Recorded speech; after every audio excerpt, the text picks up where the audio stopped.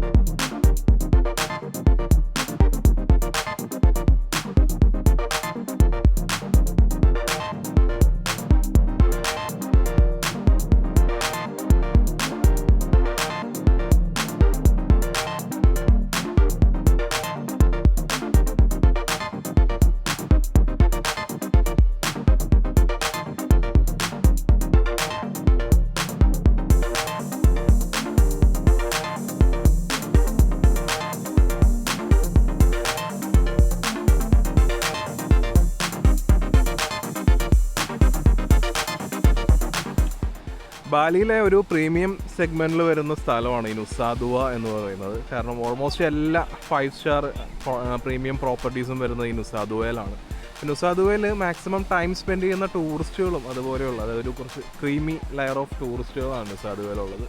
അപ്പോൾ ഈ കാണുന്നതാണ് ഇവരുടെ ഇത് പബ്ലിക് സ്പേസ് ആണെന്ന് തോന്നുന്നു. പ്രത്യേകിച്ച് കാര്യമൊന്നുമില്ല. പക്ഷേ കുറച്ച് മുമ്പോട്ട് വരികയാണെന്നുണ്ടെങ്കിൽ ഓരോരോ ഈ 5 സ്റ്റാർ ഹോട്ടൽസ് അവർക്ക് വേണ്ടിയിട്ടുള്ള കുറച്ച് സ്പേസ് വെച്ചിട്ടുണ്ടാവും. അപ്പോൾ ഈ കാണുന്നത് ഇപ്പോൾ ഞങ്ങൾ റിനൈസൻസിൽ താമസിക്കുന്നതുകൊണ്ട് ഇത് റിനൈസൻസിൻ്റെ സ്ഥലമാണ് ഈ കാണുന്നത്. ആക്ച്വലി ഇത് മാരിയറ്റ് റിനൈസൻസ് പാർട്ട് ഓഫ് മാരിയറ്റാണ്. കോർട്ട്യാർഡ് എന്ന് പറയുന്നത് നുസാദുവ. കോർട്ട്യാർഡ് നമ്മുടെ മാരിയറ്റിൻ്റെ പ്രോപ്പർട്ടിയാണ്. അപ്പോൾ ഇതും ഗസ്റ്റിന് വേണ്ടിയിട്ടുള്ള സ്ഥലമാണെന്ന് എനിക്ക് തോന്നുന്നു. ഇത്രയും നല്ലൊരു സ്ഥലത്ത് വന്നിട്ട് ബീച്ചിൽ ഇറങ്ങിയില്ല എന്ന് പറഞ്ഞിട്ടുണ്ടെങ്കിൽ അത് ഒരു നഷ്ടമല്ലേ. അതുകൊണ്ട് നുസാദുവയിലെ ബീച്ചിൽ ഇറങ്ങാമെന്ന് വിചാരിച്ചു. ആക്ച്വലി വെള്ളം നല്ല ക്രിസ്റ്റൽ ക്ലിയർ ആണ്, രക്ഷയില്ല. ആക്ച്വലി എത്ര ദൂരം വന്നാലും ആഴമില്ല, അതാണ് അതിൻ്റെ ഒരു പ്രത്യേകത. കൊള്ളാം. നമ്മൾ ഇന്ത്യക്കാരിവിടെ വരാറുണ്ട്, അതിനുള്ള തെളിവൊക്കെ കിട്ടിയിട്ടുണ്ട്. ഏതോ ഒരു ഗുഡ്കയുടെ പാക്കറ്റൊക്കെ താഴെ കിടപ്പുണ്ട്.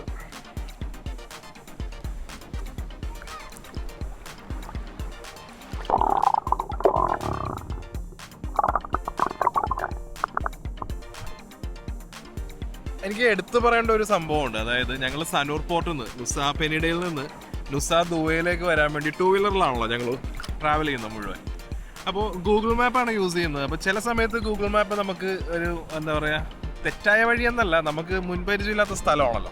അപ്പം അങ്ങനെ വരുമ്പോൾ ഈ നുസാദുവ എന്ന് പറഞ്ഞൊരു സ്ഥലം കുറച്ച് ഒരു പ്രീമിയം സ്ഥലമാണ്. അങ്ങനെ എല്ലാവരും ബാലിയിൽ വരുന്ന എല്ലാവരും അവരുടെ ഐറ്റിനറിയിൽ ഉൾക്കൊള്ളിക്കുന്ന അങ്ങനെയുള്ളൊരു സ്ഥലമല്ല ഈ നുസാദുവ എന്ന് പറയുന്നത്. കാരണം ഇവിടുത്തെ അക്കോമഡേഷൻ എന്ന് പറയുന്നത് കുറച്ച് എക്സ്പെൻസീവ് ആണ്. പിന്നെ ഇവിടുത്തെ ബാക്കിയുള്ള കാര്യങ്ങളും കുറച്ച് ഒരു എക്സ്ട്രീം അല്ല, ഒരു ചെറുതായിട്ട് ബാക്കിയുള്ളവരെ കമ്പയർ ചെയ്യുമ്പോൾ കുറച്ച് എക്സ്പെൻസീവായിട്ട് വരുന്ന ഒന്നാണ്. അപ്പം അങ്ങനെ വരുമ്പോൾ ഇവിടേക്കുള്ള റോഡ് എന്ന് പറയുന്നത് ഒന്ന് ടോൾ റോഡാണ്. ഈ ടോൾ റോഡ് എന്ന് പറയുന്നത് സൂപ്പർബാണ്, ഭയങ്കര ബ്യൂട്ടിഫുൾ ആണ്. ആക്ച്വലി വണ്ടി ഓടിക്കുകയാണല്ലോ, അപ്പോൾ ഇനി ഇതൊന്നും ഷൂട്ട് ചെയ്യേണ്ട ആവശ്യം ഇല്ലല്ലോ എന്ന് വിചാരിച്ചിട്ട് ഞാൻ ഈ ക്യാമറ എടുത്ത് വണ്ടിയുടെ ഉള്ളിലേക്ക് വെച്ചു. അതാ പറ്റിപ്പോയത്. അത് അല്ലെങ്കിൽ ആ സ്ഥലമൊക്കെ ഷൂട്ട് ചെയ്യായിരുന്നു. അതായത് കിലോമീറ്ററുകളോളം അവർ ഈ ഓഷ്യനിലൂടെ കടൽപ്പാലം ഇങ്ങനെ ആ റോഡ്, ടോൾ റോഡ് എന്ന് പറയുന്നത്, അയ്യോ നല്ല നല്ല രീതിയിൽ വേവ്സൊക്കെ വരുന്നുണ്ട്, എൻ്റർടൈനിങ് ആണ്. ഓക്കെ, അപ്പോൾ ഞാൻ പറഞ്ഞു വന്നതെന്ന് വെച്ചിട്ടുണ്ടെങ്കിൽ ഈ ടോൾ റോഡ് എന്ന് പറയുന്നത് അവർ കടൽപ്പാലമൊക്കെ ഉണ്ടാക്കിയിട്ട് അതിലൂടെയുള്ള റോഡാണ്. അപ്പോൾ ഈ റോഡിലേക്ക് കടക്കാനായിട്ട് ടോൾ കൊടുക്കണം. അത് 2 വീലറിനാണെങ്കിലും കൊടുക്കണം. ഈ കാര്യം ഗൂഗിൾ മാപ്പിന് അറിയില്ല. ഗൂഗിൾ മാപ്പിന് അറിയാത്തതുകൊണ്ട് ഞങ്ങൾക്കും അറിയില്ല. അപ്പോൾ ഞങ്ങൾ ഈ ടോൾ റോഡിലോട്ട് കടന്നപ്പോൾ ആദ്യത്തെ ടോൾ വന്നപ്പോൾ ഓൾറെഡി ഈ ടോൾ എന്ന സിസ്റ്റം എന്ന് പറയുന്നത് ഇവിടുത്തെ പ്രത്യേകം കാർഡുണ്ട്.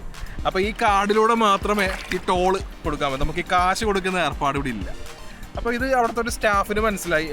അപ്പോൾ എത്രയാണോ റേറ്റ് തുടങ്ങിയ കാര്യങ്ങളൊന്നും ഞങ്ങൾക്ക് അറിയില്ലല്ലോ. അപ്പോൾ സ്റ്റാഫ് പറഞ്ഞു നോ ക്യാഷ് എന്ന് പറഞ്ഞു. അപ്പോൾ ഞാൻ പറഞ്ഞു കാശ് തരാൻ റെഡിയാണ്, എത്രയാണെന്ന് ചോദിച്ചപ്പോൾ പുള്ളി പറഞ്ഞു ഓക്കെ അങ്ങനെയാണെങ്കിൽ 10,000, അതായത് 10,000 IDR എന്ന് പറഞ്ഞു. 10,000 IDR എടുത്ത് കൊടുത്തു. പുള്ളിയുടെ കയ്യിലെ കാർഡ് വെച്ചിട്ട് സ്വൈപ്പ് ചെയ്തു. എന്നിട്ട് തിരിച്ച് ഞങ്ങൾ അതിലൂടെ കടത്തി വിട്ട് കഴിഞ്ഞിട്ട് പിന്നെ ചെന്നപ്പോൾ നെക്സ്റ്റ് പോയിന്റ് കണ്ടപ്പോഴാണ് എനിക്ക് മനസ്സിലായത് അവിടെ കൊടുക്കേണ്ട ആവശ്യം ഉണ്ടായിരുന്നില്ല. കാരണം അവിടെ നിന്ന് ജസ്റ്റ് ഫ്രീ ആയിട്ട് യൂട്ടേൺ എടുക്കായിരുന്നു. യൂട്ടേൺ എടുത്തിട്ട് ഈ ശരിക്കും നമ്മൾ ടോൾ കൊടുക്കേണ്ട സ്ഥലത്തേക്ക് എത്തും. അപ്പോൾ ഞാൻ പറഞ്ഞു ഞാനവിടെ 10,000 IDR കൊടുത്തെന്ന് പറഞ്ഞപ്പോൾ അവർ പറഞ്ഞു ഇവിടെ ക്യാഷ് എന്ന് പറഞ്ഞ സിസ്റ്റം തന്നെ ഇല്ല, അപ്പോൾ നിങ്ങൾ ഈ പറയുന്നത് ഒന്നും ശരിയല്ല എന്നുള്ള രീതിയിലാണ് ഭയങ്കര റൂഡായിട്ടാണ് അവർ പെരുമാറുന്നത്. അവിടുത്തെ സ്റ്റാഫ് ഈ ടോൾ റോഡിൽ നിൽക്കുന്ന, എനിക്ക് തോന്നുന്നു ഏത് രാജ്യമാണെങ്കിലും ഏത് സ്ഥലമാണെങ്കിലും ടോൾ റോഡിൽ നിൽക്കുന്ന സ്റ്റാഫ് എന്ന് പറയുന്നത് എപ്പോഴും റൂഡായിരിക്കും എന്ന് തോന്നുന്നു. അപ്പോൾ ഞാൻ ചോദിച്ചു, ഞാനൊരു ടൂറിസ്റ്റാണ്, അപ്പോൾ ഇങ്ങനെയാണോ നിങ്ങളൊരു ടൂറിസ്റ്റിനോട് പെരുമാറുന്നത്? ഞാനിപ്പോൾ ഒരു ഹെൽപ്പ് ചോദിച്ചു കഴിഞ്ഞിട്ടുണ്ടെന്നുണ്ടെങ്കിൽ നിങ്ങൾ ഇങ്ങനെയാണോ പെരുമാറുന്നതെന്ന് ചോദിച്ചപ്പോൾ ആ രണ്ടാമത്തെ ടോൾ ബൂത്തിൽ ആൾ പറഞ്ഞു ടൂറിസ്റ്റ് ആണെങ്കിൽ എന്താണ് ഇങ്ങനെയൊക്കെ പെരുമാറുള്ളൂ, നിങ്ങളെയൊന്നും എന്താ പറയുക നോ മേഴ്സി ഫോർ ടൂറിസ്റ്റ്, അങ്ങനെ ആ ഒരു ഡയലോഗ് വരെ പുള്ളി പറഞ്ഞു. അതായത് ബാലി പോലുള്ളൊരു സ്ഥലത്ത് ഒരു ടൂറിസ്റ്റിനോട് അവിടുത്തെ തദ്ദേശീയരായിട്ടുള്ള ആൾ പറയുകയാണ് നീ ടൂറിസ്റ്റാണെന്നും പറഞ്ഞ് അങ്ങനെ യാതൊരു ഇതില്ല. ഞാൻ പറയാം എനിക്ക് അറിയില്ലായിരുന്നു ഇവിടെ കാർഡ് വേണം, കാർഡില്ലാണ്ട് കടത്തിവിടാൻ പറ്റില്ല. പിന്നെ നിങ്ങൾക്ക് കാർഡ് വേണമെന്നുണ്ടെങ്കിൽ കാർഡ് എടുക്കുക. 5 lakh 5 ലക്ഷം IDR-ൻ്റെ കാർഡാണ് ഇവിടെ ഉള്ളൂ. അത് മേടിക്കാനെന്നുണ്ടെങ്കിൽ ഓക്കെ എന്ന് പറഞ്ഞു. അതല്ലാന്നുണ്ടെങ്കിൽ ഏതെങ്കിലും യാത്രക്കാരോട് ചോദിച്ച് അവരുടെ കാർഡ് ഉപയോഗിക്കും. അപ്പം ഞങ്ങളിപ്പോൾ എന്ത് ചെയ്യും? കാരണം ഈ 5 ലക്ഷം രൂപയുടെ ഈ സംഭവം എടുത്തു വെച്ച് കഴിഞ്ഞാൽ പിന്നെ ഞങ്ങൾക്ക് ഇതുകൊണ്ട് യൂസ് ഒന്നുമില്ല. 5 ലക്ഷം രൂപ എന്ന് പറയുമ്പോൾ ഒരു ഏകദേശം 3000 രൂപയുടെ അടുത്തായി. അപ്പോൾ ഞങ്ങൾ എന്ത് ചെയ്യുമെന്ന് പറഞ്ഞ് ഇങ്ങനെ നിൽക്കുമ്പോൾ പെട്ടെന്നൊരു ചെറുപ്പക്കാരൻ, ഒരു ഭയങ്കര ഫ്രീക്കി, അതായത് നല്ല രസമാണ്, ഒരു കൊറിയക്കാരൊക്കെ പോലെ ഇരിക്കുന്ന പോലെ ഒരു പയ്യൻ വന്നപ്പോൾ പയ്യൻ ഞങ്ങളെ കണ്ടപ്പോൾ അവനൊന്നും ചോദിച്ചില്ല, അവൻ അപ്പം തന്നെ ഈ സംഭവം എടുത്ത് കാർഡെടുത്ത് കയ്യിലേക്ക് വന്നിട്ട് അപ്പോൾ ഞങ്ങളത് ഉപയോഗിച്ചു. പിന്നെ ഞങ്ങൾ എത്ര രൂപയാണ് ഞങ്ങൾ പേ ചെയ്യാൻ വില്ലിങ്ങാന്ന് പറഞ്ഞപ്പോൾ അവൻ പറഞ്ഞു you are our guest please എന്നൊക്കെ പറഞ്ഞ് കൈ കൂപ്പിയിട്ട് പ്ലീസ് ഗോ, കാശൊന്നും വേണ്ട. കാരണം അവൻ്റെ കാർഡിൽ നിന്ന് ക്യാഷ് ഡിഡക്റ്റ് ആയിട്ടുണ്ട്, പക്ഷെ കാശൊന്നും വേണ്ട എന്നുള്ളതാണ്. അത് ഇവിടുത്തെ, അതായത് ഇതെല്ലാം സംഭവിക്കുന്ന ഒരു 15-20 മിനിറ്റിനുള്ളിലാണ്. ഒന്ന് ആലോചിച്ച് നോക്കിയേ. ആദ്യം ഒരു ടോളിലുള്ള ആൾ നമുക്ക് എക്സ്ട്രാ, അതായത് അവിടുത്തെ ബൈക്കിൻ്റെ ഇത് ഫിക്സ്ഡ് ആണ്, 5,500 റേറ്റ് എന്ന് പറയുന്നത്. അപ്പോൾ ഈ ഫിക്സ്ഡ് 5,500 ഒരാൾ ഞങ്ങളുടെ ഇത് 10,000 വാങ്ങി. രണ്ടാമത്തെ സ്ഥലത്ത് ഭയങ്കര റൂഡായിട്ട് പെരുമാറുന്നു. നിങ്ങൾക്ക് ഇതിൻ്റെ ഒന്നും ഇതില്ല, ആവശ്യമില്ല, നിങ്ങൾക്ക് നോ മേഴ്സി ഫോർ ടൂറിസ്റ്റ്. അതാണ് വളരെ ചിരിപ്പിച്ച കാര്യം. അപ്പോൾ ക്യാമറ വണ്ടിയുടെ അകത്തായി പോയി, അത് ലഗേജും കാര്യങ്ങളും നമുക്ക് കൊണ്ട് പെട്ടെന്ന് എടുക്കാൻ പറ്റിയില്ല. അങ്ങനെയാണെന്നുണ്ടെങ്കിൽ അവൻ പറഞ്ഞ ഡയലോഗെല്ലാം ഷൂട്ട് ചെയ്ത് ഇവിടുത്തെ ടൂറിസം ഡിപ്പാർട്ട്മെൻറ്റിനോ അല്ലെങ്കിൽ ഏതെങ്കിലുമൊക്കെ അയച്ചു കൊടുക്കണമായിരുന്നു. കാരണം ഇങ്ങനെ റെസ്പോൺസിബിളായിട്ട് ടൂറിസ്റ്റുകളോട് പെരുമാറരുത്, പ്രത്യേകിച്ച് ബാലി പോലെ ടൂറിസം ഇത്രയും പ്രൊമോട്ട് ചെയ്യുന്ന ഒരു സ്ഥലത്ത്. മൈ ബാഡ്, എനിക്ക് ക്യാമറ എടുക്കാൻ പറ്റിയില്ല, അത് പ്രതികരിക്കാനും പറ്റിയില്ല, ആകെ ജസ്റ്റ് ഇതുപോലെ പറയാമെന്നേ ഉള്ളൂ. പക്ഷേ അപ്പം തന്നെ വിതിൻ മിനിറ്റ്സ് ഒരു ബാലിയിലെ ആളിൽ നിന്ന് ഇത്രയും നല്ലൊരു പെരുമാറ്റം. പുള്ളി കാശ് വാങ്ങാൻ എത്ര തവണ നിർബന്ധിച്ചിട്ടും പുള്ളി സമ്മതിക്കുന്നുണ്ടായിരുന്നില്ല. പുള്ളി you are our guest please നമ്മളെ ബഹുമാനിച്ചുകൊണ്ടാണെന്ന് ആലോചിച്ച് നോക്കി. പുള്ളി ഞങ്ങൾക്കാണ് ഹെൽപ്പ് ചെയ്തത്, പക്ഷേ പുള്ളി നോ വേർഡ്സ്, അതൊന്നും ഡിസ്ക്രൈബ് ചെയ്യാൻ പറ്റില്ല. അപ്പം അങ്ങനെയാണ് ഈ പറഞ്ഞ നുസാദുവ പ്രോപ്പർട്ടിയിലെത്തി, റിനൈസൻസിലാണ് എത്തിയത്. റിനൈസൻസിൻ്റെ കാര്യം ഞാൻ ഓൾറെഡി പറഞ്ഞല്ലോ, 5 പൈസ പോലും മുടക്കാണ്ടാണ് ഇത്രയും നല്ല കിടിലൻ പ്രോപ്പർട്ടിയിൽ നുസാദുവ ബീച്ചിൽ വിത്ത് ബീച്ച് ബെഡ് അടക്കമുള്ള എല്ലാ ഫെസിലിറ്റീസിലും ഇവിടേക്ക് വന്നത് അവരുടെ വണ്ടിയിലാണ്. 1 മണിക്കൂറോടെ സ്പെൻഡ് ചെയ്തിട്ടുണ്ടെങ്കിൽ ആ വണ്ടിയിൽ തന്നെ തിരിച്ചു പോകാം, വേറെ പ്രത്യേകിച്ച് ട്രാൻസ്പോർട്ടേഷന് വേണ്ടി അലയേണ്ട ആവശ്യമൊന്നുമില്ല. അപ്പോൾ ഇതെല്ലാം കിട്ടാൻ കാരണം നമ്മുടെ മാരിയറ്റ് ബോൺവോയ് കാരണമാണ്. മാരിയറ്റ് ബോൺവോയിലെ പോയിന്റ്സ് അക്യുമുലേറ്റ് ചെയ്യുക എന്ന് പറയുന്നത് നമ്മൾ സ്റ്റേ വെച്ച് അക്യുമുലേറ്റ് ചെയ്യാനാണെന്നുണ്ടെങ്കിൽ ഒരുപാട് സ്റ്റേ നമ്മൾ കാശ് കൊടുത്തെടുക്കേണ്ടി വരും. മാരിയറ്റ് പ്രോപ്പർട്ടീസ് അറിയാലോ, എങ്ങനെ വന്നാലും 10,000 രൂപയ്ക്ക് മുകളിലാണ് മാരിയറ്റ് പ്രോപ്പർട്ടീസ്. അപ്പോൾ ഇതൊക്കെ സഹായിക്കുന്നത് ക്രെഡിറ്റ് കാർഡ്സ് ആണ്. ക്രെഡിറ്റ് കാർഡ്സിൽ പ്രത്യേകിച്ച് അമെക്സ് ആണ്. അപ്പോൾ ഈ അമെക്സ് ഉപയോഗിക്കുന്നതുകൊണ്ടാണ് ഇതുപോലുള്ള ലക്ഷറി ആയിട്ടുള്ള കുറേ സംഭവങ്ങളൊക്കെ ഒരു സാധാരണക്കാരനായിട്ടുള്ള എനിക്ക് ഇതുപോലെ എന്താ പറയുക എക്സ്പീരിയൻസ് ചെയ്യാൻ പറ്റുന്നത്. അപ്പോൾ അതിനെക്കുറിച്ചാണ് നമ്മുടെ യൂട്യൂബ് ചാനൽ. അപ്പോൾ ഞങ്ങളുടെ ലാസ്റ്റ് ഡേ ആണ് ഇൻ ബാലി ഇന്നത്തെ ദിവസം. അപ്പോൾ ഇന്ന് ഇപ്പോൾ ഓൾമോസ്റ്റ് ഇവിടെ 12:30 ഉച്ചയ്ക്ക് 12:30. സോ ഇൻ ഷോർട്ട് ബാലിയിൽ ഞങ്ങൾ ആദ്യം വന്ന കുട്ട എന്ന സ്ഥലത്തായിരുന്നു. കുട്ട എന്ന് പറയുന്നത് വളരെ വളരെ ക്രൗഡഡ് ആയിട്ടുള്ള ഒരു സ്ഥലമാണ്. ഈ കുട്ട, ചാങ്കു, സെമിനിയാക്ക് എന്നൊക്കെ പറയുന്ന സ്ഥലങ്ങളെല്ലാം ഇതുപോലെ വളരെ ക്രൗഡഡ് ആയിട്ടുള്ള ഒരു സ്ഥലമാണ്. നമുക്കൊരു പീസ്ഫുൾ ആയിട്ടുള്ള ഒരു അറ്റ്മോസ്ഫിയറും കാര്യങ്ങളൊന്നും കിട്ടില്ല. അത് കഴിഞ്ഞിട്ട് ഉബുദിൽ പോയി. ഉബുദ് എന്ന് പറയുന്നത് പല സ്ഥലങ്ങളിലേക്കുള്ള ഒരു പോയിന്റ് ആയിട്ടാണ്, അതൊരു സെൻട്രൽ പോയിന്റ് ഒക്കെ ആയിട്ടാണ് ടൂറിസ്റ്റുകൾ ഉബുദിനെ കരുതുന്നത്. അതിൻ്റേതായിട്ടുള്ള തിരക്കും കാര്യങ്ങളും, ബ്ലോക്ക് സഹിക്കാൻ പറ്റില്ല, ട്രാഫിക് ബ്ലോക്ക് എന്ന് പറയുന്നത് ഉബുദിൽ. അപ്പോൾ നമ്മൾ ഒരു ദിവസത്തേക്ക് ഒരു 3 കാര്യങ്ങളൊക്കെ പ്ലാൻ ചെയ്ത് വെച്ചിരിക്കുകയാണെന്നുണ്ടെങ്കിൽ നമുക്ക് കൂടി വന്നിട്ടുണ്ടെങ്കിൽ ഒരു സ്ഥലമോ അല്ലെങ്കിൽ 2 സ്ഥലമൊക്കെ കാണാൻ പറ്റുള്ളൂ. അങ്ങനെയാണ്, അവിടുത്തെ അത്ര ക്രൗഡഡാണ്. അപ്പോൾ ഉബുദും അങ്ങനെയാണ്. പിന്നെ അത് കഴിഞ്ഞിട്ട് ഞങ്ങൾ നേരെ നുസാപെനിഡ പോയി. നുസാപെനിഡ എന്ന് പറയുന്നത് അവിടുത്തെ ഹ്യൂമിഡിറ്റി എന്ന് പറയുന്നത് സഹിക്കാൻ പറ്റില്ല. എൻ്റെ പൊന്നോ, ബാലിയിലെ ബാക്കിയുള്ള സ്ഥലങ്ങൾ പോലെയല്ല, ഭയങ്കര ഹ്യൂമിഡിറ്റിയാണ്. നമ്മളിങ്ങനെ നിന്ന് പണ്ടൊരു പരസ്യം ഉണ്ടായിരുന്നു ഇങ്ങനെ, നിങ്ങൾ ഓർക്കുന്നുണ്ടോയെന്നറിയില്ല, ഈ സൈക്കിൾ ഓടിക്കൊണ്ടുവന്ന കുട്ടികളുടെ തലയിൽ സ്ട്രോ വെച്ചിട്ട് സൂര്യൻ ഇങ്ങനെ അവരുടെ മുഴുവൻ എനർജി ഇങ്ങനെ വലിച്ചു കുടിക്കുന്ന പോലെ. എനിക്ക് ആ ഒരു സംഭവം എനിക്ക് ഓർമ്മ വന്നത്. കാരണം നമ്മൾ എനർജി എന്ന് പറയുന്നത് മുഴുവൻ അവിടെ ഇങ്ങനെ തീർന്നു പോവുകയാണ്. നമുക്ക് ഒരു സ്ഥലത്ത് നിന്ന് അടുത്ത സ്ഥലത്തേക്ക് പോകാന്ന് പറയുമ്പോൾ റോഡ്സ് വളരെ മോശമായതുകൊണ്ട് തന്നെ സമയം എടുക്കുന്നു. അതായത് 10 കിലോമീറ്ററിന് വേണ്ടിയിട്ട് നമ്മൾ വണ്ടിയിൽ 2 വീലറിൽ നമ്മൾ പോകുമ്പോൾ 1 മണിക്കൂറൊക്കെ എടുക്കുന്ന സമയം. അത് ട്രാഫിക് ബ്ലോക്ക് കൊണ്ടല്ല, നുസാപെനിഡയിൽ റോഡിൻ്റെ കണ്ടീഷൻ കൊണ്ടാണ്. എല്ലാ വണ്ടിയും സ്ലോ ആണ്, എല്ലാ വണ്ടിയുടെ പുറകിലൊക്കെ ആയിട്ടല്ലേ പോകാൻ പറ്റുള്ളൂ. അങ്ങനെയുള്ളൊരു ഇതായിരുന്നു. അപ്പോൾ നുസാപെനിഡ അങ്ങനെ. പിന്നെ വന്നത് നുസാദുവയാണ്. അപ്പോൾ ഈ നുസാദുവ എന്ന് പറഞ്ഞ സ്ഥലമാണ് എനിക്ക് ഏറ്റവും ഇഷ്ടപ്പെട്ടത്. എന്താ പറയുക, ക്ലോസ് ടു മൈ ഹാർട്ട് എന്നൊക്കെ പറയുന്ന പോലെ വളരെ വളരെ പീസ്ഫുള്ളായിട്ടുള്ള ഒരു അന്തരീക്ഷവും കാര്യങ്ങളൊക്കെയാണ്. അപ്പോൾ ഈ നുസാദുവയുടെ ഒരു പ്രശ്നം എന്ന് പറയുന്നത് നമുക്ക് അഫോർഡബിൾ ആയിട്ടുള്ള ഒരു അക്കോമഡേഷൻ കിട്ടില്ല എന്നുള്ളതാണ്. പക്ഷേ നിങ്ങൾക്കറിയാം ഇവിടുത്തെ അക്കോമഡേഷൻ 3 ദിവസത്തേക്ക് ഞാൻ എങ്ങനെയാണ് 5 പൈസ മുടക്കിലാണ്ട് എടുത്തിരിക്കുന്നത് എന്നുള്ളത്. സോ നുസാദുവ വരിക, നമ്മളുടെ ക്രെഡിറ്റ് കാർഡ് ഉപയോഗിക്കുന്ന ആളുകളാണെന്നുണ്ടെങ്കിൽ അത് എങ്ങനെ മാക്സിമം യൂട്ടിലൈസ് ചെയ്ത് ഉപയോഗിക്കുക എന്നുള്ളത് മനസ്സിലാക്കി ഈ നുസാദുവ പോലുള്ള സ്ഥലങ്ങളിൽ ഇതുപോലെ ഒക്കെ വന്ന് നല്ല രീതിയിൽ നമ്മുടെ ലൈഫ് സ്റ്റൈൽ ചേഞ്ച് ആവുകയാണ് അതിനനുസരിച്ച്. അപ്പോൾ നമ്മളിവിടെ ഒരു പ്രോപ്പർട്ടിയിൽ കാശ് കൊടുത്ത് താമസിച്ച് 3 ദിവസമൊക്കെ താമസിക്കുക എന്ന് പറയുമ്പോൾ നമുക്ക് ഒരുപാട് കാശ് സ്പെൻഡ് ചെയ്യണം. അതിൻ്റെ ആവശ്യമൊന്നുമില്ല, നമുക്ക് ഇതുപോലുള്ളൊരു ബെനിഫിറ്റ് മുമ്പിലുള്ളപ്പോൾ. അപ്പോൾ ഇതാണ് പറയാനുള്ളത്. ഇതൊക്കെയാണ് ഞങ്ങൾ പോയ സ്ഥലങ്ങൾ. ഈ സ്ഥലങ്ങളിൽ ഏറ്റവും ബ്യൂട്ടിഫുള്ളായിട്ടും ഒരു പീസ്ഫുള്ളായിട്ട് തോന്നിയ ഒരു അന്തരീക്ഷമൊക്കെ ഉള്ളത് നുസാദുവയിലാണ്. സോ ശരിക്കും പറഞ്ഞിട്ടുണ്ടെങ്കിൽ ബാലിയിൽ വരുന്നുണ്ടെങ്കിൽ ഒരു മിനിമം 1 മാസമെങ്കിലും വേണം. അല്ലാതെ ഇപ്പോൾ 8 ദിവസത്തേക്കാണ് ഞങ്ങളിവിടെ വന്നത്. ആക്ച്വലി നാളത്തെ പോകുന്ന ദിവസം കൊണ്ട് ചേർത്ത് 9 ദിവസം. ഈ 8 ദിവസം കൊണ്ട് ഞങ്ങൾ 0.5% പോലും കണ്ടിട്ടില്ല എന്നേ പറയാൻ പറ്റുള്ളൂ. ഒന്നും കണ്ടിട്ടില്ല. കാരണം ഇവിടുത്തെ ട്രാഫിക് ബ്ലോക്കും കാര്യങ്ങളും കാരണം പലതും മിസ്സായി പോകുന്നുണ്ട്. അങ്ങനെ പ്രത്യേകിച്ച് ഒന്നും ഒരു ഇൻകംപ്ലീറ്റഡ് ആയിട്ടുള്ള ഫീലാണ് എനിക്ക്. അതുകൊണ്ട് സോ നിങ്ങൾ ബാലി പ്ലാൻ ചെയ്യുന്നുണ്ടെങ്കിൽ ഈ 8 ദിവസം 10 ദിവസം ഒന്നുമില്ലാതെ മിനിമം ഒരു 2 ആഴ്ചയെങ്കിലുമൊക്കെ സ്പെൻഡ് ചെയ്യണം.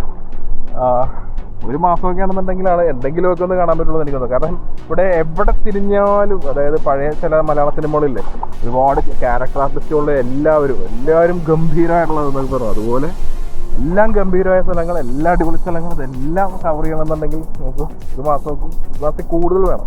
അതാണ് സത്യം. ഇതൊക്കെയാണ് ഇവിടുത്തെ മെനു എന്ന് പറയുന്നത്. ഇപ്പോൾ നമുക്ക് ഇതുപോലെ ബീച്ച് ബെഡിൽ കിടന്നുകൊണ്ട് നമുക്ക് ഓർഡർ ചെയ്യാം. ഇത് ആക്ച്വലി ഇത് റെനൈസൻസിൻ്റെ മെനു ആണ്.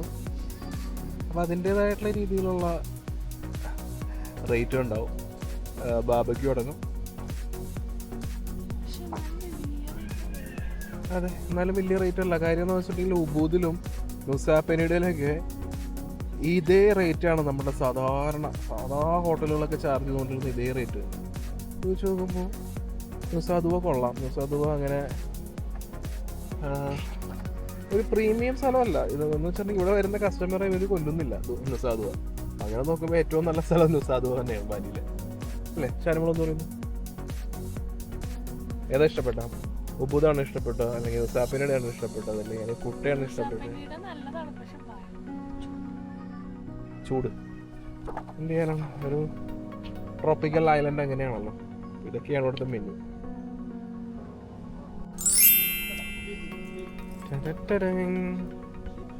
ബീച്ച് ബെഡിലൊക്കെ കിടന്നിട്ട് ഇങ്ങനെ എന്തെങ്കിലുമൊക്കെ ഓർഡർ ചെയ്തില്ലെങ്കിൽ പിന്നെ നഷ്ടമല്ലേ. ആക്ച്വലി ഞങ്ങൾ ഇത്രയും കാലം ബാക്കിയുള്ളിടത്തൊക്കെ കൊടുത്ത പ്രൈസ് വെച്ച് കമ്പയർ ചെയ്യുകയാണെന്നുണ്ടെങ്കിൽ ഈ നുസാദുവയിൽ ഇങ്ങനെ ഒരു ബീച്ച് ബെഡിൽ ഇങ്ങനത്തെ ഒരു സംഭവത്തിൽ ഇങ്ങനെ കിടന്ന് ഒരു mocktail, not a cocktail, mocktail കുടിക്കും. ഇതിൻ്റെ റേറ്റ് ഭയങ്കര റീസണബിൾ ആയിട്ട് തോന്നി. ഒരു വലിയ കാര്യമാണ്. ഞങ്ങളീ പോയ പെർട്ടിക്കുലർ ഡേ എന്ന് പറയുന്നത് മഴയൊക്കെ മാറി നല്ല തെളിഞ്ഞ ആകാശം, നല്ല വെയിലും ഉണ്ടായിരുന്നു. ഉള്ള കാര്യം പറയാതെ വയ്യല്ലോ. അപ്പോൾ നല്ല വെയിലത്താണെങ്കിലും ഈ ബീച്ചിൽ ഏകദേശം 12 മണി 1 മണിയൊക്കെ സമയമൊക്കെയാണ്. എന്നാൽ പോലും ഒരു നല്ലൊരു ആക്ടിവിറ്റി ആയിട്ടാണ് ഞങ്ങൾക്ക് ഫീൽ ചെയ്തത്. അങ്ങനെ ബീച്ചിലെല്ലാം കുളിച്ച് കഴിഞ്ഞ് ഡ്രസ്സൊക്കെ മാറി ഇനി തിരിച്ച് റൂമിലേക്ക് പോകണം. റൂമിൽ പോയിട്ട് വേണം ശരിക്കും ഒന്ന് കുളിക്കാൻ. അത് കഴിഞ്ഞ് ഞങ്ങളുടെ പ്ലാൻ എന്ന് പറയുന്നത് തനാലോട്ട് എന്ന് പറയുന്ന ഒരു ടെമ്പിളുണ്ട്. ആ ടെമ്പിളിലേക്ക് പോകാനാണ്. ഉലുവാട്ടു ആൻഡ് തനാലോട്ട് ടെമ്പിൾ, ഈ രണ്ടെണ്ണത്തിൽ ഏതെങ്കിലും ഒന്ന് എന്നുള്ളതായിരുന്നു. അപ്പോൾ ഉലുവാട്ടു ഏതായാലും ഞങ്ങൾ സ്കിപ്പ് ചെയ്തു. ഞങ്ങൾ സ്കിപ്പ് ചെയ്ത 5 പ്രധാനപ്പെട്ട സ്ഥലങ്ങളുണ്ട്. അത് എന്തുകൊണ്ട് ഞങ്ങൾ സ്കിപ്പ് ചെയ്തു എന്നുള്ളത് ഡീറ്റെയിൽ ആയിട്ട് ഒരു പ്രത്യേകം വീഡിയോ തന്നെ ഞങ്ങൾ ഇടുന്നുണ്ട്.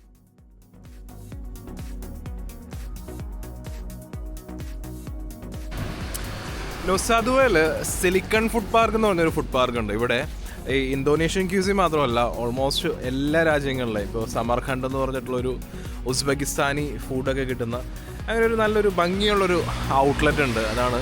അപ്പോൾ നിങ്ങൾ നുസാദുവ വരികയാണെന്നുണ്ടെങ്കിൽ ഇതൊരു നല്ലൊരു ഓപ്ഷൻ ആയിരിക്കും. വളരെ റീസണബിൾ ആണ് ഇവിടുത്തെ പ്രൈസ്, അതാണ് ഏറ്റവും അട്രാക്റ്റീവ്. പിന്നെ നല്ല ആംബിയൻസും ആണ്. ഞാൻ കാണിച്ചു തരാം. ഇതാണ് സിലിക്കൺ ഫുഡ് പാർക്ക്.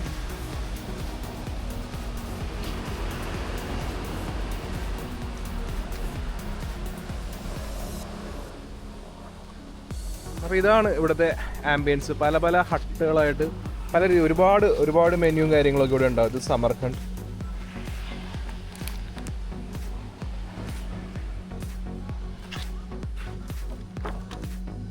ഇത് വേറെ മെനു. നിങ്ങൾക്ക് റേറ്റ് കണ്ടാൽ തന്നെ മനസ്സിലാവും. ഇതിനു മുമ്പ് കാണിച്ചു കൊടുത്ത പോലെ അല്ല, റീസണബിൾ ആയിട്ടുള്ള റേറ്റ് ആണ്. ഇത് ഇന്തോനേഷ്യൻ ഫുഡിൻ്റെയാണ്. പിന്നെ ഗ്രിൽഡ് ഓർ ഫ്രൈഡ് ആണെന്നുണ്ടെങ്കിൽ ആ രീതിയിൽ.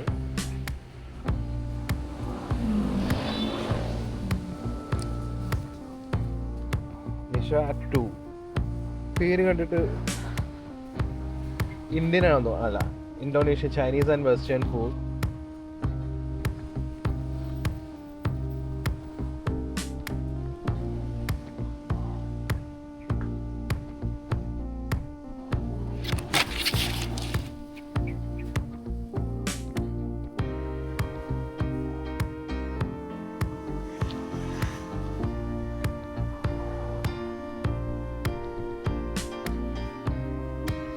ആക്ച്വലി ഈവനിങ് ആകുമ്പോഴാണ് ഇത് കുറച്ചുകൂടി ആക്റ്റീവ് ആവുന്നത്. ഇപ്പോൾ ഉച്ച കഴിഞ്ഞിട്ടേ ഉള്ളൂ. കുറച്ച് കഴിയുമ്പോൾ, അതായത് ഒരു വൈകിട്ട് ഒരു 5 മണിക്ക് ശേഷമൊക്കെ ആണെന്നുണ്ടെങ്കിൽ ഫുൾ ആക്റ്റീവ് ആയിരിക്കും ഇവിടെ. ഇന്നലെ രാത്രി വഴി പോയപ്പോഴാണ് ഇങ്ങനെ ഒരു സ്ഥലം ഉണ്ടെന്ന് കണ്ടത്. ഒരു നല്ലൊരു വൈബായിരിക്കും വൈകിട്ടൊക്കെ ആകുമ്പോൾ. ഇപ്പോൾ നിലവിലിപ്പോൾ ഈ സമർഖണ്ഡ് എന്ന് പറഞ്ഞിട്ടുള്ള, ഞാൻ ഈ പറഞ്ഞ ഉസ്ബെക്കിസ്ഥാനി ഫുഡ് കിട്ടുന്ന ആ ഒരു സ്ഥലം മാത്രമേ ഇപ്പോൾ നിലവിൽ തുറന്നിട്ടുള്ളൂ. വേണോ?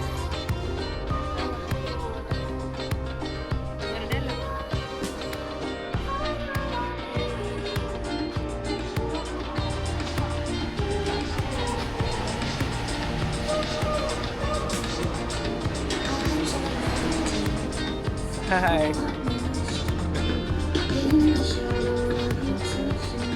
And this is the menu.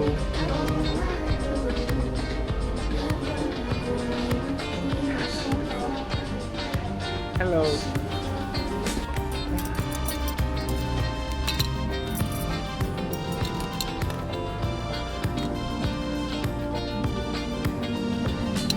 ഒരു സമർഖണ്ഡ് പുലാവ് ആണ് ഓർഡർ ചെയ്തത്. ഇത് മട്ടനാണ്. മട്ടൺ ആക്ച്വലി ബാലിയിൽ വന്നിട്ട് ഇപ്പോഴാണ് മട്ടൺ കിട്ടിയത്. എല്ലായിടത്തും അങ്ങനെ ഉണ്ടാവാറില്ല. ഇന്ത്യൻ റെസ്റ്റോറൻറ്റ്സിലുണ്ടാവും, പക്ഷേ ഇന്ത്യൻ റെസ്റ്റോറൻറ്റിൽ മട്ടൺ കഴിക്കുന്ന പോലെ അല്ലല്ലോ. ഇത് വേറൊരു ടൈപ്പ് ഫുഡാണല്ലോ. കണ്ടിട്ട് നല്ല കൊള്ളാല്ലേ? ഓക്കെ, അതിനെ കഴിച്ചു നോക്കിയിട്ട് പറയാം.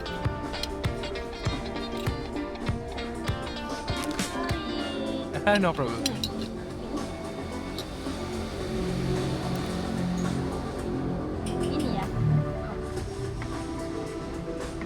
ഉം. ഉം.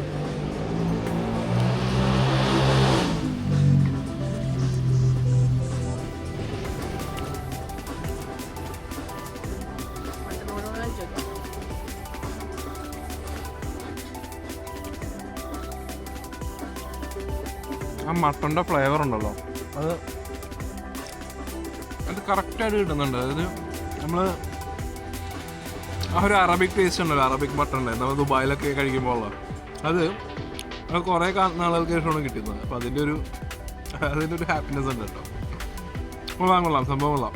ചേടാ, നമ്മുടെ ലാസ്റ്റ് ഡേ ആണ്. നമ്മൾ ലാസ്റ്റ് ഡേ ഓൾമോസ്റ്റ് നമ്മുടെ ലാസ്റ്റ് ഫുഡിൻ്റെ സമയത്താണ് ഇത് കാണുന്നത്. കുഴപ്പമില്ല, ബാലി ഇവിടെ തന്നെ ഉണ്ടാവുമല്ലോ, ഇനിയും വരാലോ. But we haven't tried yet. If you're gonna go to Uzbekistan, they have 12 cities, and every city have their own recipe. Every City have his own recipe of plov traditional, and plus have chaykhana plov, and plus have wedding. okay. Okay, bon appetit. And this is guys, ഇതിൻ്റെ പേരറിയില്ല. എൻ്റെ Mrs order ചെയ്തു, പേരറിയാണ്ട് ഇവിടെ ഇരുന്ന്. Okay, എന്താണെന്ന് അറിയില്ല. ഉള്ളിൽ മട്ടനാണ്, അത്ര അറിയാം. എല്ലാം കഴിച്ചു നോക്കിയിട്ട് പറയാം. ഉച്ച കഴിഞ്ഞപ്പോൾ അത്യാവശ്യം മഴയൊക്കെ പെയ്തു. അങ്ങനെ ഞങ്ങൾ തനാലോട്ടിൻ്റെ എൻട്രി പോയിന്റിലെത്തി. ആക്ച്വലി ഇവിടെ പാർക്കിംഗ് ഫീ ഉണ്ട്, പക്ഷേ ഞങ്ങൾ പാർക്ക് ചെയ്യാൻ പാടില്ലാത്തൊരു സ്ഥലത്താണ് പാർക്ക് ചെയ്തത്. ഈ ടെമ്പിളിൻ്റെ എൻട്രൻസിനോട് ചേർന്ന് കുറച്ച് കടകളുണ്ട്. ആ കടകൾ നടത്തുന്ന ആളുകളുടെ വണ്ടി വെക്കാനുള്ള സ്ഥലത്താണ് ഞങ്ങൾ കൊണ്ടുപോയി വണ്ടി വെച്ചത്. അപ്പോൾ അവിടെ പാർക്ക് ചെയ്യാൻ പാടില്ല എന്ന് ഞങ്ങൾക്ക് അറിയില്ലായിരുന്നു. അതുകൊണ്ടാണ് പാർക്കിംഗ് ഫീ ഒഴിവായി കിട്ടിയത്. പക്ഷേ അവിടുത്തെ ആളുകൾ വളരെ ഫ്രണ്ട്ലിയാണ്, അതുകൊണ്ട് ആ പാർക്കിംഗ് ഫീ ഒഴിവായി കിട്ടി. ഞങ്ങൾ താമസിച്ച ഹോട്ടലിൽ നിന്ന് ഓൾമോസ്റ്റ് ഒരു മണിക്കൂർ ടു വീലറിൽ ഡ്രൈവ് ചെയ്തിട്ട് വേണം ഈ തനാലോട്ട് എന്ന് പറയുന്ന സ്ഥലത്തേക്ക് എത്താൻ. തനാലോട്ടിൻ്റെ അർത്ഥം ലാൻഡ് ഇൻ ദ സീ എന്നാണ്. ഈ ടെമ്പിൾ കാണുമ്പോൾ തന്നെ നമുക്കറിയാം അത് കടൽക്കരയിൽ വളരെ ബ്യൂട്ടിഫുൾ ആയിട്ടുള്ള ഒരു മസ്റ്റ് വിസിറ്റ് എന്ന് തന്നെ പറയാം. ഇത് 16-ാം നൂറ്റാണ്ടിൽ ഒരു ഹിന്ദു പ്രീസ്റ്റ് ആയിട്ടുള്ള ദങ് ഹ്യാങ് നിരർത്ത എന്ന ആളാണ് ഇത് പണി കഴിപ്പിച്ചത്.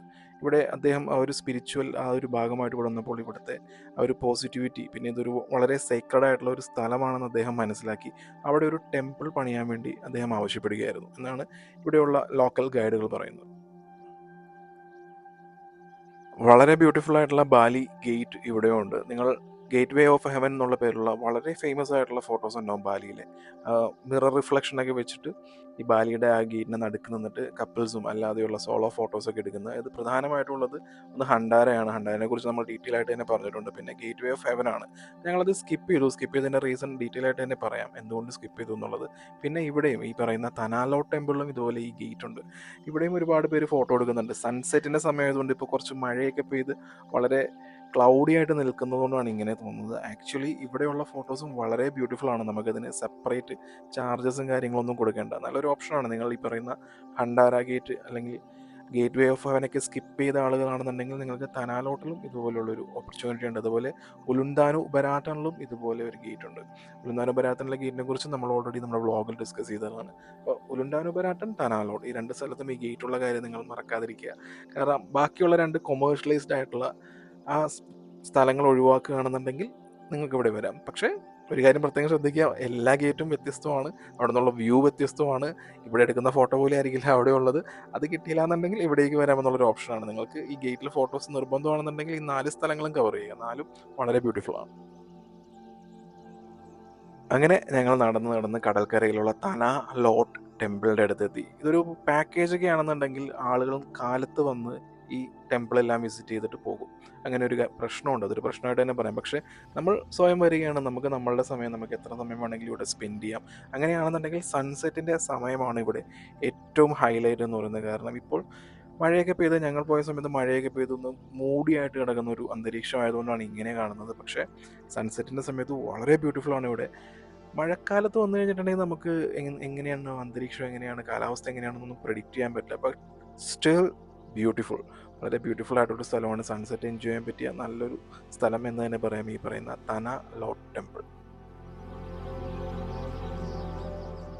ആ കാണുന്നതാണ് തനാലോട്ട് ടെമ്പിൾ എന്ന് പറയുന്നത്. നമുക്ക് വേലിയിറക്ക സമയമാണെന്നുണ്ടെങ്കിൽ നമുക്ക് അവിടേക്ക് നടന്ന് ചെല്ലാം. ഇപ്പോൾ ഞങ്ങൾ ചെന്ന സമയത്ത് ഞങ്ങൾക്ക് നടന്ന് ക്ഷേത്രത്തിലേക്ക് പോകാൻ പറ്റിയ ഒരു സാഹചര്യമായിരുന്നില്ല.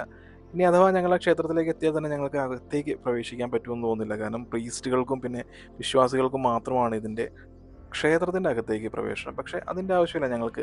ഞങ്ങളിവിടെ എത്തി, നല്ല കാറ്റ്, നല്ല കാലാവസ്ഥ, നല്ല പോസിറ്റിവിറ്റി ഉള്ള ഒരു സ്ഥലം. ഒരുപാട് നേരം ഈ പറയുന്ന അനാലോ ടെമ്പിൾ ഇങ്ങനെ കണ്ടിരുന്നു. വളരെ സുഖമുള്ള ഒരു കാഴ്ച എന്ന് തന്നെ പറയാം. വളരെ one of the best moments. ബാലിയിലുള്ള ടെമ്പിൾസ് എല്ലാം പറ്റുകയാണെന്നുണ്ടെങ്കിൽ എല്ലാ ടെമ്പിളും വിസിറ്റ് ചെയ്യാനേ ഞാൻ പറയുള്ളൂ. ഒരുപാട് ക്ഷേത്രങ്ങളുണ്ട്. ആ ക്ഷേത്രങ്ങൾക്കെല്ലാം വളരെ പോസിറ്റിവിറ്റിയാണ്. നമ്മുടെ മനസ്സൊക്കെ ഇങ്ങനെ ശാന്തമായി കുറേ നേരം അവിടെ സ്പെൻഡ് ചെയ്യാം. ഈ ബാലിനീസ് പീപ്പിൾസിൻ്റെ വിശ്വാസം അനുസരിച്ച് ഈ തനാലോ ടെമ്പിൾ കാത്തു സംരക്ഷിക്കുന്നത് ഈ കടലിലെ പാമ്പുകൾ, കടൽ പാമ്പുകളാണ് ഈ ക്ഷേത്രം സംരക്ഷിക്കുന്നതെന്നാണ്.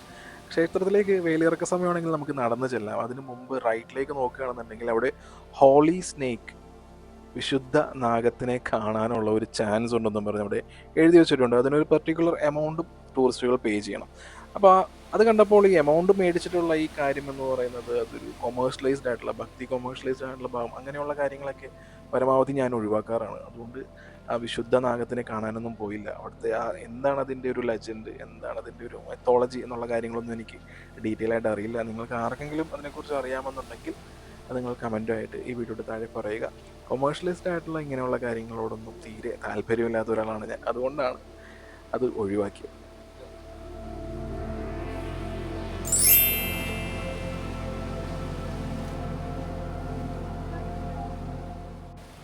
നല്ല കാറ്റ്, നല്ലൊരു അന്തരീക്ഷം, പോസിറ്റിവിറ്റി ഉള്ളൊരു ക്ഷേത്രം കൺമുമ്പിൽ, സൺസെറ്റ്, ഇതിൽ കൂടുതൽ എന്ത് വേണം അല്ലേ? ഞങ്ങളുടെ ദിവസം ഇവിടെ അവസാനിക്കുന്നില്ല. അനാലോ ടെമ്പിളിൽ നിന്ന് ഞങ്ങൾ നേരെ പോയത് ഫിൻസ് ക്ലബിലേക്കാണ്. ഫിൻസ് ക്ലബ്ബ് എന്ന് പറയുന്നത് ബാലിയിലെ one of the most luxurious beach ക്ലബ്ബുകളിലൊന്നാണ്. അപ്പോൾ ഈ ബീച്ച് ക്ലബിൻ്റെ ഒരു വ്ളോഗ് എന്ന് പറയുന്നത് ഈ എപ്പിസോഡിൻ്റെ കൂട്ടത്തിൽ പറയാൻ പറ്റില്ല. അവിടെ ഉണ്ടായിരുന്ന എക്സ്പീരിയൻസസ്, പിന്നെ അവിടെ ഉണ്ടായിരുന്ന ഞങ്ങളുടെ എക്സ്പെൻസസ്, ഇത്രയും കാര്യങ്ങളെല്ലാം ഡീറ്റെയിൽ ആയിട്ട് ഒരു എപ്പിസോഡായിട്ട് തന്നെ പറയണം. അപ്പോൾ ഫിൻസ് ക്ലബ്ബോടുകൂടി ഞങ്ങളുടെ ഈ ബാലിയിലെ കാഴ്ചകളെല്ലാം അവസാനിക്കുകയാണ്. പിന്നീട് സിംഗപ്പൂർ വഴി കൊച്ചിയിലേക്കുള്ള ഞങ്ങളുടെ യാത്ര, അതല്ലാതെ കാര്യമായിട്ടൊന്നുമില്ല. ബാലിയിലെ കാഴ്ചകൾ ഏകദേശം ഇവിടെ അവസാനിക്കുകയാണ്. അപ്പോൾ അടുത്ത എപ്പിസോഡ് എന്ന് പറയുന്നത് ഒരു സ്പെഷ്യൽ എപ്പിസോഡാണ്. ഫിൻസ് ക്ലബ്ബ് എന്ന് പറയുന്നത് എല്ലാവരും പോകാൻ ആഗ്രഹിക്കുന്ന ഒരു ബീച്ച് ക്ലബ്ബാണ്. അവിടുത്തെ കാഴ്ചകളും അവിടുത്തെ എക്സ്പെൻസുകളെല്ലാമായിട്ടായിരിക്കും അടുത്ത എപ്പിസോഡ് വരുന്നത്. So stay tune and thank you so much for watching.